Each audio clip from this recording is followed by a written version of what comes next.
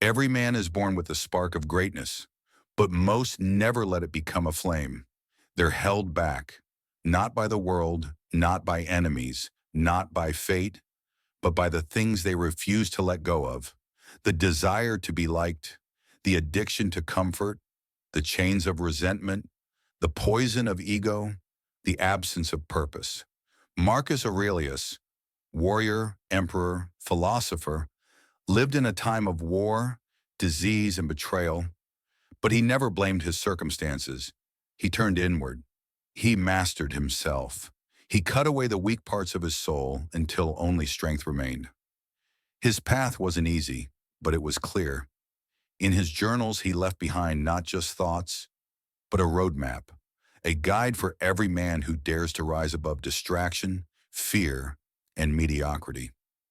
If you want to become more than just a man, if you want to become great, then there are things you must leave behind. Not someday. Now this is the Stoic path. This is the way of Marcus Aurelius. This is the beginning. Greatness begins where the need for approval ends. Marcus Aurelius, emperor of Rome and student of Stoic philosophy, understood that no man can become truly powerful if he is a slave to the opinions of others. In his private journals, now known as meditations, he wrote, "It never ceases to amaze me. We all love ourselves more than other people, but care more about their opinion than our own." This is a deep contradiction, and it's where many men remain trapped. They seek permission to live. They want validation before action. They wait for applause before progress. And in that waiting, they rot. The great man knows that approval is a drug, sweet at first, then addictive, then destructive. The more you chase it, the more you sacrifice your authenticity, your strength, and your clarity. You become what others want instead of who you were born to be. Marcus Aurelius ruled the most powerful empire on earth, yet he feared becoming too attached to praise. Why?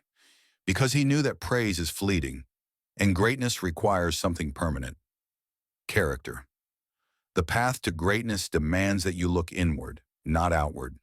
You must be your own standard, your own judge, your own compass. Ask yourself, would I still do this if no one saw me? Would I still stand here if no one clapped? If the answer is yes, then you are walking the path of the Stoic. You are becoming dangerous, independent, free. The world doesn't need more people pleasers. It needs men who move forward with quiet conviction. So if you seek greatness, start by leaving behind the craving for approval. Replace it with discipline, consistency, and integrity. Only then will you earn a deeper kind of respect, the kind that can't be bought, borrowed, or taken away. Every man is given a choice. Pursue comfort or pursue greatness. You cannot have both. Marcus Aurelius understood this in the deepest sense. As emperor, he could have chosen the easiest life imaginable: luxury, pleasure, endless distractions. But instead, he rose each morning to write reminders to himself, to endure, to resist, to lead, to live with virtue. He embraced discomfort not because he enjoyed suffering, but because he knew that growth lives there and nowhere else. Comfort is seductive. It whispers lies. You've done enough. You deserve a break. Take it easy. But comfort slowly erodes the edge of your spirit.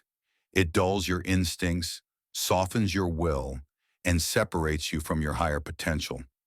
The man who seeks comfort first will never discover what he's capable of. His body will weaken, his mind will decay, his soul will forget how to fight. The Stoics practiced voluntary discomfort for this reason: cold baths, fasting, long walks in harsh conditions. These weren't just physical trials. They were spiritual training. They knew life would throw suffering at them, and they wanted to be ready. Greatness doesn't live in ease. It lives in early mornings, hard choices, quiet sacrifices, and lonely nights. It lives in the gym after everyone else has gone home. It lives in the silence of refusing to complain. It lives in the discipline of choosing what is right over what is fun. Leave behind the addiction to comfort. Trade it for courage, for grit, for long-term fire. Marcus Aurelius didn't become immortal in history because he lived softly, but because he lived intentionally. So must you. If you want to become great, you must give up the most poisonous habit of all, blaming others for your pain. Resentment is weakness in disguise. It feels righteous, but it robs you of power. Marcus Aurelius faced betrayal, loss, war, and unimaginable stress. But in Meditations, he never blamed anyone. Instead, he wrote, "You have power over your mind, not outside events. Realize this, and you will find strength." That is the Stoic way. That is the path to greatness.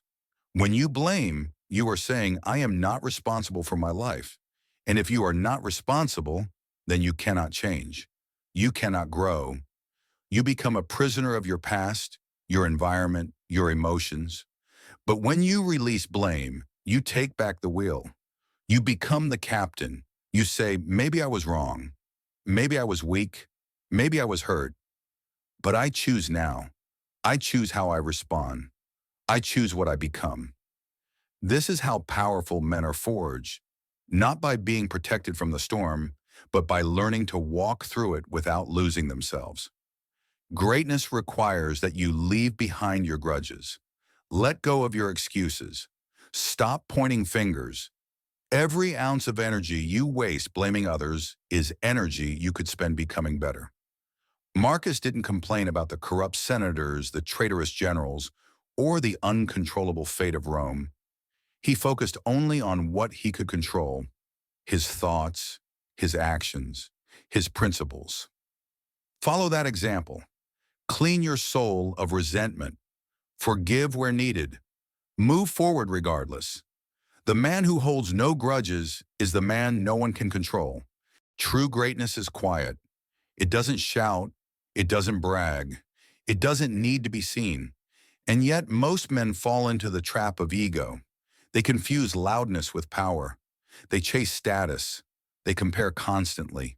But ego is fragile, and pride always precedes the fall. Marcus Aurelius ruled the Roman Empire, yet he constantly reminded himself to stay humble. "Do not waste what remains of your life in speculating about others," he wrote. "It is not the actions of others that trouble us, but our own judgments." Why would the most powerful man in the world write such things? Because he knew ego is the enemy of clarity. Pride blinds a man to truth. It makes you defend your flaws instead of fixing them. It makes you react to criticism instead of learning from it. It makes you focus on appearing great instead of becoming great.